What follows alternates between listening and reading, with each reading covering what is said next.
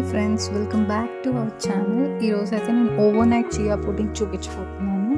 నేనైతే dry fruits అన్ని ఒక పార్టిషన్స్ ఉన్న బాక్స్లో వేసుకుంటాను. నాకు నైట్కి ఈజీగా నానబెట్టుకోవడానికి ఉంటుందని నేను మీకోసం ప్లేట్లో ఎన్నెన్ని డ్రై ఫ్రూట్స్ వేసుకోవాలని క్లియర్గా చూపిస్తున్నాను. ఒక జార్ తీసుకొని అందులోనే అంజీరు, సన్ఫ్లవర్ సీడ్స్, పిస్తా పప్పులు, ఖర్జూరము, కిస్మిస్, జీడిపప్పులు అన్నీ వేసేసుకోండి. దాన్ని సరిపడా వాటర్ వేసుకోండి. అవి ఫిల్ అయ్యేంత వరకు వాటర్ వేసుకోండి. నేను నా దగ్గర ఉన్న ప్రోటీన్ షేక్ వాడుతున్నాను, మీరు ఏదన్నా వాడచ్చు. నేను 12 grams వేసుకుంటున్నాను. ఇంకా చియా సీడ్స్ కూడా వేసుకోండి. అందులో 3 spoons ఓట్స్ వేసుకోండి. నాకైతే అది ఫిల్లింగ్ అనిపిస్తుంది. మీకు సరిపోలేదంటే ఇంకొక స్పూన్ యాడ్ చేసుకోండి. దాన్ని నేను రైప్డ్ బనానా అయితే చాలా తీయగా ఉంటుంది, మీ దగ్గర ఉంటే అవి యూజ్ చేయండి.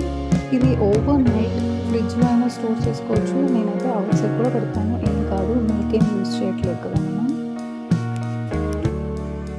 నెక్స్ట్ డే మార్నింగ్ మీరు తినాలనుకున్నప్పుడు బనానా స్లైస్ చేసేసుకొని మిక్సీ జార్లో వేసేసుకొని ఈ మనం నానబెట్టుకున్న డ్రై ఫ్రూట్స్ అన్నీ వాటర్తో సహా అందులో వేసేసుకోవాలి.